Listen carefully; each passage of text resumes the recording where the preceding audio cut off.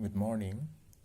Today's topic of discussion of cost accounting is effect of labor turnover,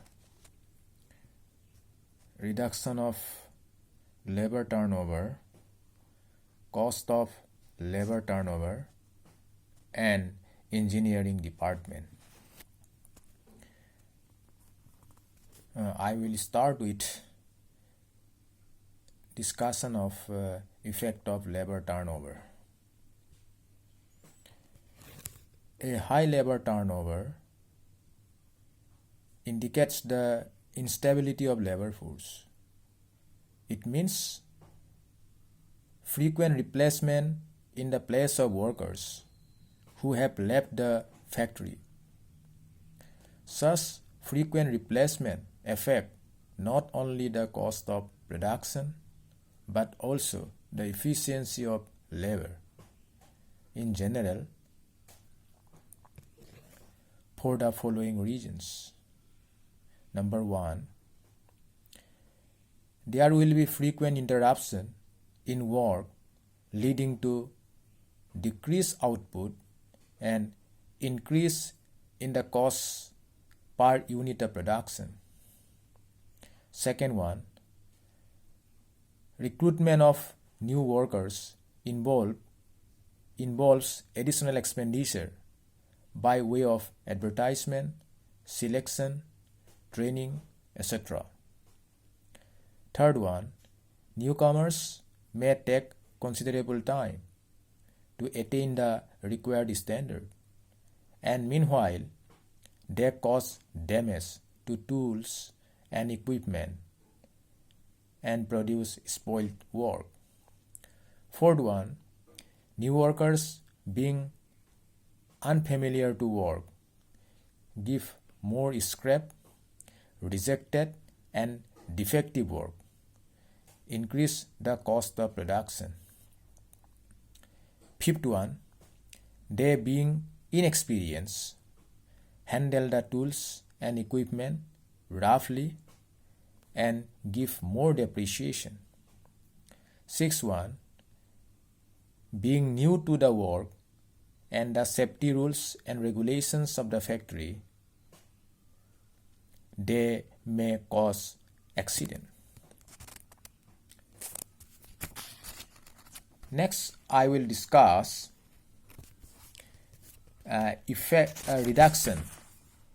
reduction of labor turnover. Labor turnover may be advantageous because it brings the new blood into the organization. But excessive labor turnover cannot be advantageous because it shows that the labor force is not contented. Therefore, there is need to control the factors which give rise to labor turnover. The following suggestions are given for this purpose. For reduction of labor turnover. Number one, a suitable personnel policy should be framed so as to ensure the right man at the right job and also to give a fair and equal treatment to all workers. Second one, good working conditions which may be conducive to health and efficiency of workers should be provided. Third one, fair rates of wages and other allowances should be introduced.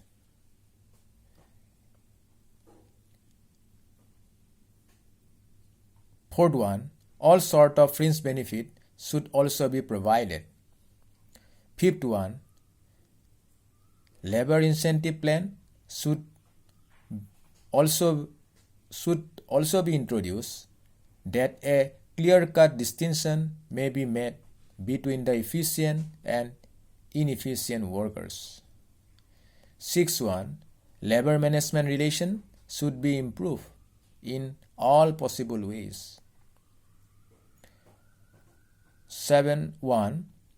Workers' suggestion should be given due weight. For this purpose, workers' suggestion box scheme should be introduced.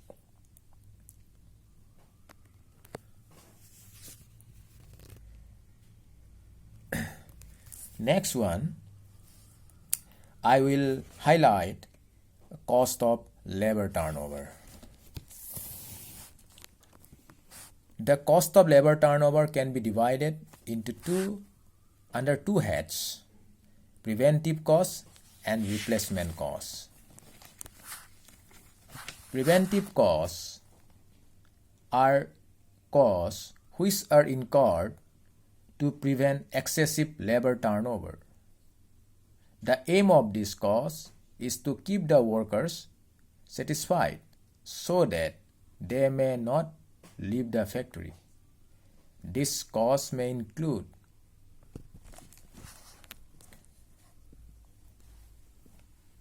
cost of providing good working condition. Number 2, cost of providing medical, housing and recreational facilities to workers. Number 3, cost of providing educational facilities to the children of the workers. Number 4, cost of providing subsidized meals. Number 5, cost of providing other welfare facilities. Number 6, cost of providing safety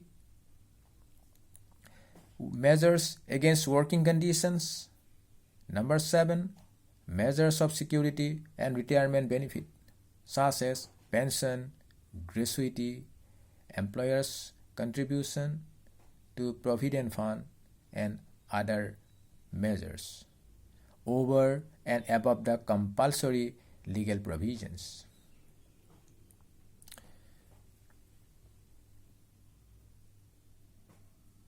If preventive cost is incurred for reason of image or status of the employer or non-economical corporate goals, it may be debited to the costing profit and loss account.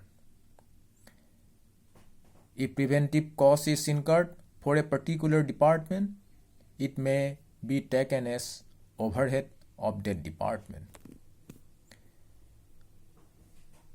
Next, I will tell you replacement costs. These costs are associated with replacement of workers and include cost of recruitment of new workers. Number 2, cost of training new workers. Number 3, loss of production on account of interruption in production and inefficiency of new workers.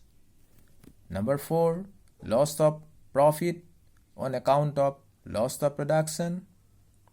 Number 5, loss in fixed overhead costs because of less production on account of new inexperienced workers. 6, wastage on account of excessive spoilage.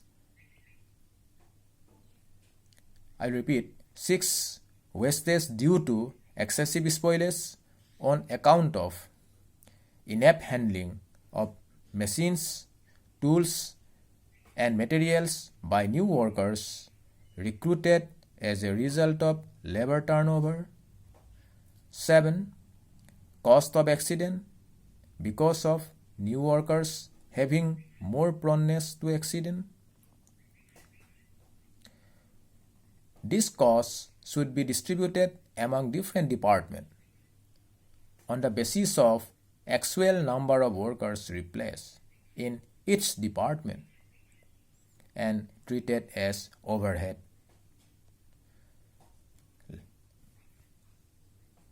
Now I will highlight engineering department. This department is required to maintain control over working conditions and production method for each job and department by performing the following functions. First one, preparation of plan and specification for each job, schedule for production. Second one, inspection of job at successive stages of production to make sure that jobs are being done according to the plan and specification laid down. Third one, inspection of job after they are completed to ensure that they are satisfactorily completed. Number 4, maintaining safety conditions so that there may be minimum possible number of accidents. Number 5, maintaining good working condition conducive to health and efficiency of workers. Number 6, conducting research and experiment. Conducting research and experimental work before undertaking new jobs. With this word, I conclude my lecture for today. Thank you so much.